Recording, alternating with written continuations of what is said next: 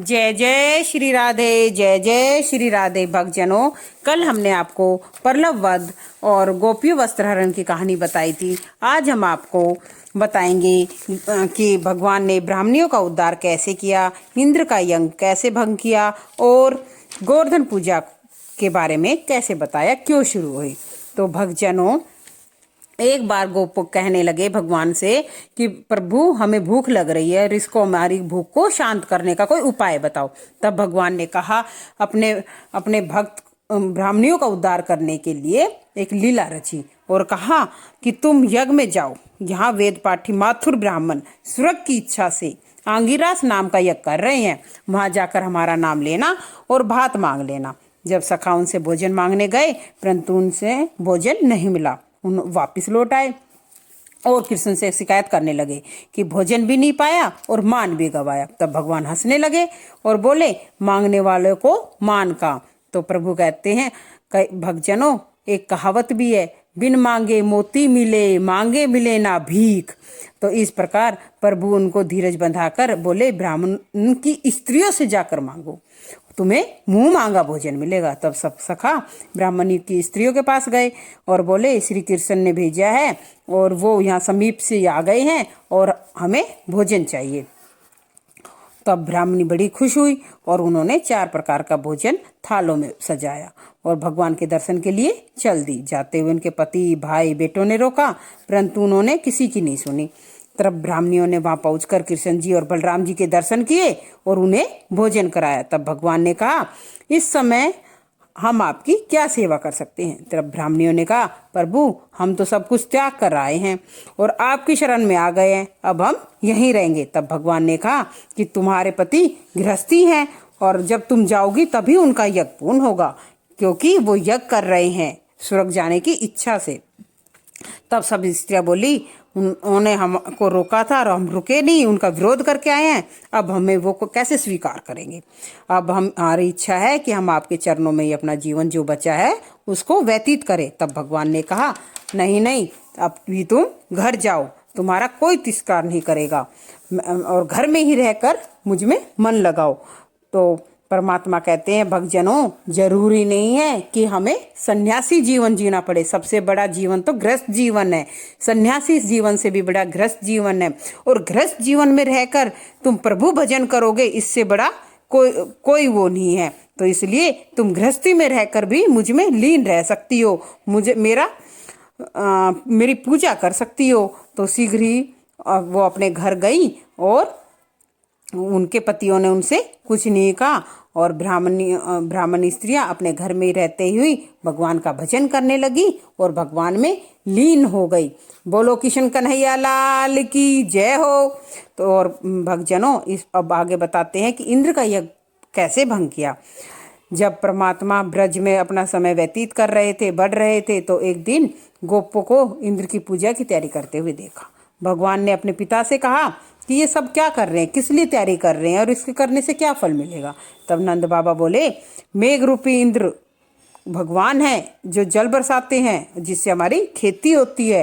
हम उन्हीं को प्रसन्न करने के लिए उनकी पूजा की तैयारी कर रहे हैं, क्योंकि केवल पुरुषार्थ से काम नहीं होता, क्योंकि खेती के लिए मेघ होना जरूरी है, यह परंपरा है।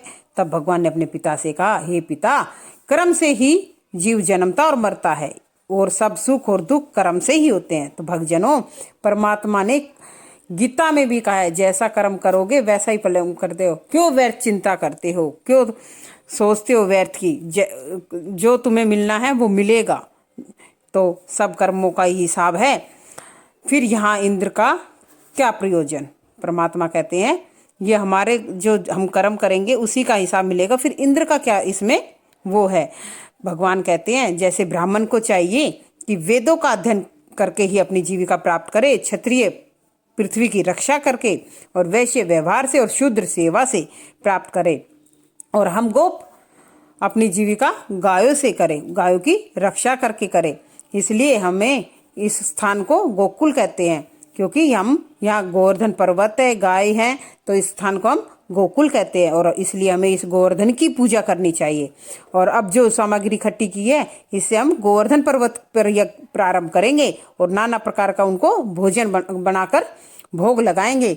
यह सब भगवान अपने पिता से कह रहे, गोपों से कह रहे। तब सब गोपों ने भगवान के वचन से सहमत हो गए और सब ब्रजवासी गोवर्धन की परिक्रमा करने लगे।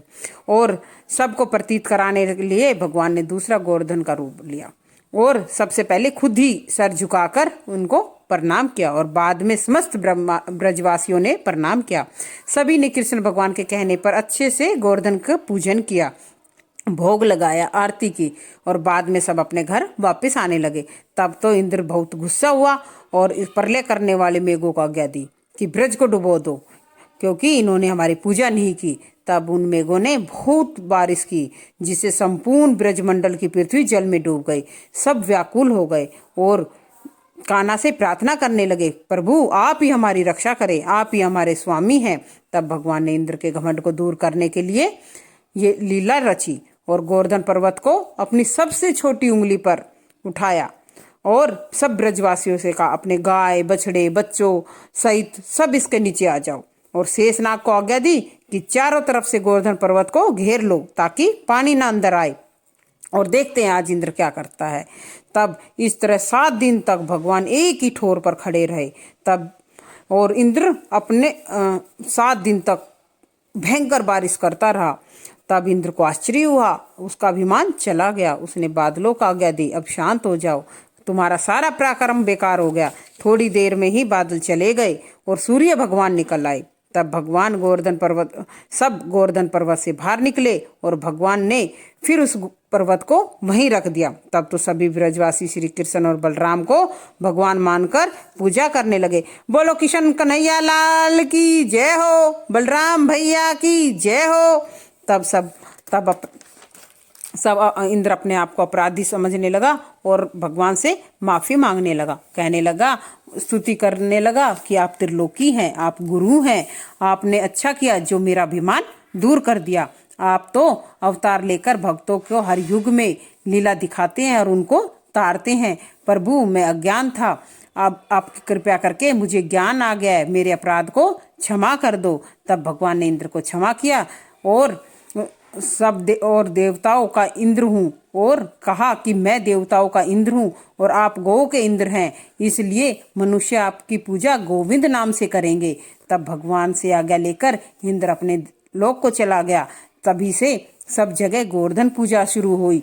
बोलो गोवर्धन महाराज की जय हो। इस प्रकार भक्तजनों गोवर्धन पूजा शुरू हुई और आगे की कथा के लिए आपको कल बताएंगे ऐसे ही मीठी मीठी वाणी से। और जो आप ये भक्तजनों मेरे को प्रेम स्नेह दे रहे हैं, ऐसे ही देते रहना, इस कथा का ऐसे ही लगातार स्मरण करते रहना। जय जय श्री राधे, जय जय श्री राधे, जय जय श्री राधे।